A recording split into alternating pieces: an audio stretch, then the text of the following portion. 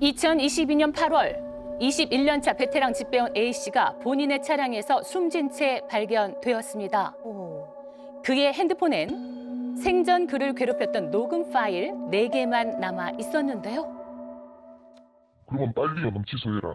수차례 말을 했다.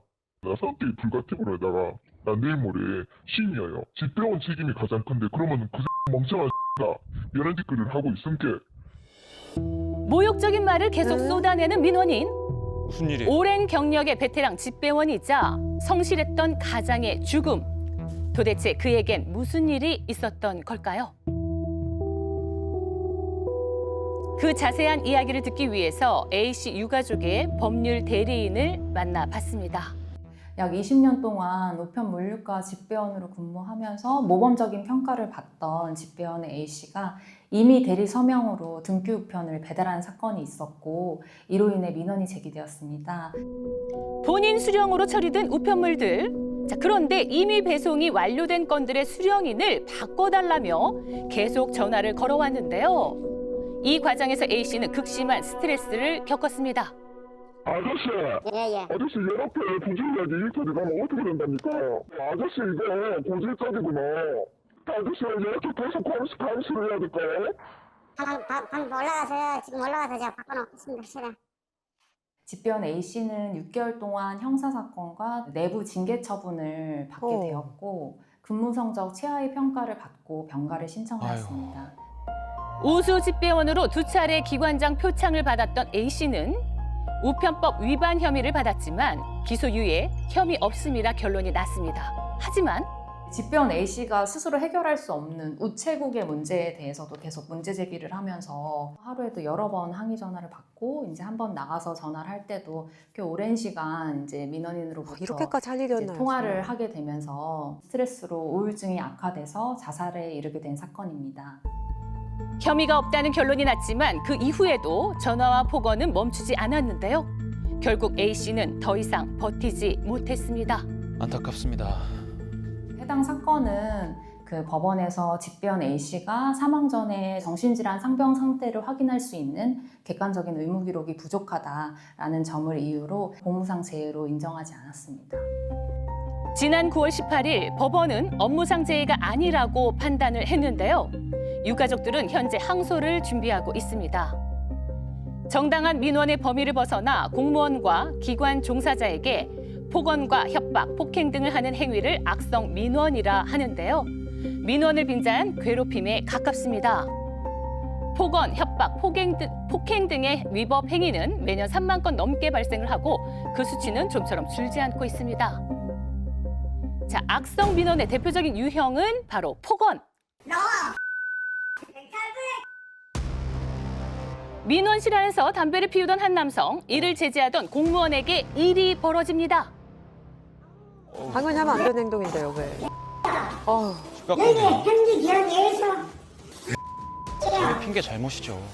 악성 민원 중 가장 흔한 폭언, 그 다음은 폭행입니다. 정말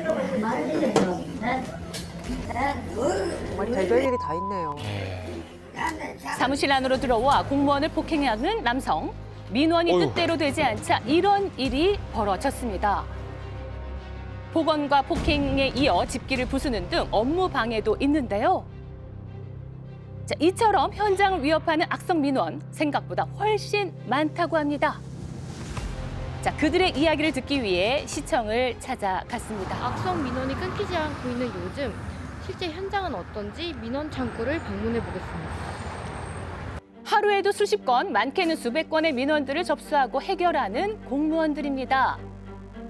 악성 민원에 대비해 요즘은 공무원 자리마다 보호막이 설치되어 있는데요. 그만큼 돈 넘은 민원이 늘고 있다는 뜻이겠죠. 여기도 좀 악성 민원이 좀 많이 발생하나요? 여기도 많지만 실은 주정차 단속이 굉장히 또 거기 민원이 심합니다. 시청마다 민원을 담당하는 부서가 정말 다양합니다. 많게는 수십 개의 과가 나뉘어 있다고 하는데요. 자, 그중에서도 민원이 가장 많이 몰린다는 곳은 바로 주정차 단속팀입니다. 하루에도 수십 통의 항의 전화가 걸려온다고 하는데요. 벌금 관련 연락이 오면 겁부터 난다고 합니다. 그러니까 선생님 저희도 해드릴 수 있으면 해드리는데 이거는 위법이에요 선생님. 지금 불법이에요 불법. 선생님 말씀은 아는데 선생님 말씀은 어떤 소리는 알아요 선생님. 이렇게 긴 통화는 이제 일상이 됐습니다. 민원 비유가 잠깐 여쭤봐도 될까요? 단속이 되셨는데 어디 주차할 공간이 없어서 도로에다 세우고 대기를 했다는 거기 때문에 이제 납부하기는 이제 억울하시다는 부분이에요. 자기네 여기 일을 하러 왔는데 재수 없어서 걸렸는데 내가 왜 그걸 내야 되느냐 이런 분들이 좀 많으신 거죠. 욕설을 한다거나 그런 경우도 욕설은 당연하죠. 당연하다고 말씀하세요. 욕설을 시작하시는 분들도 계시고 거기가 몇 층이냐 방 가겠다 이름이 네. 해서 오시는 분들도 많고 죽인다 뭐 이렇게. 얘기 중이던 그때 어이구. 어머, 너무 당당하게. 진짜 찾아왔어. 그렇습니다. 갑자기 큰 소리를 내며 한 민원인이 사무실 안으로 들어옵니다.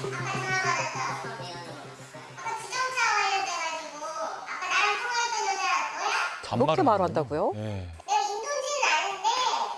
왜 반말이에요? 와.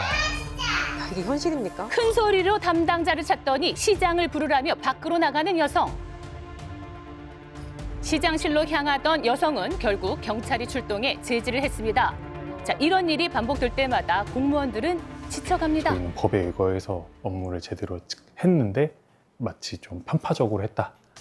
그러면서 이제 욕하고 할 때마다 지치기도 하고 뭔가 열심히는 오늘 뭔가 했는데 막상 보면은 뭔가 해결된 건 없는 것 같고 공허함을 좀 느끼긴 합니다.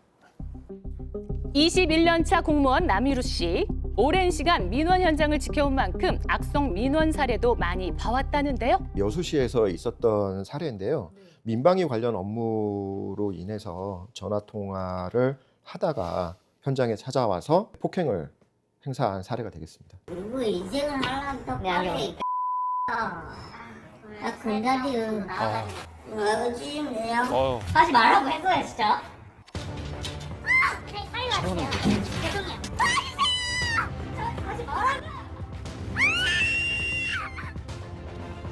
난동을 부리다 결국 제압됐고요. 정신병동에 입원 조치했습니다. 다치셨네요.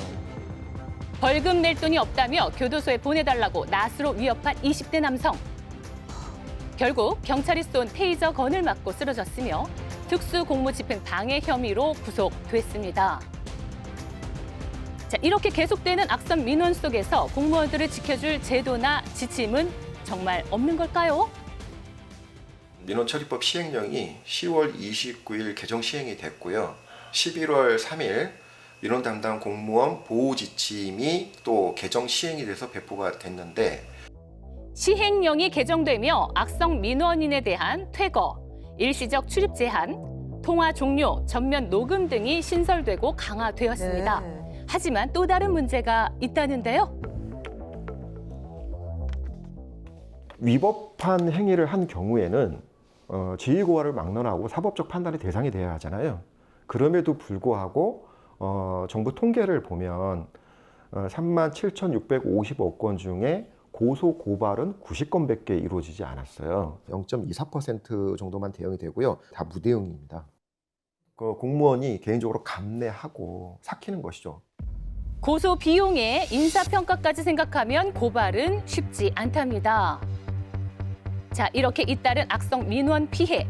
정부는 이 문제를 어떻게 보고 있을까요?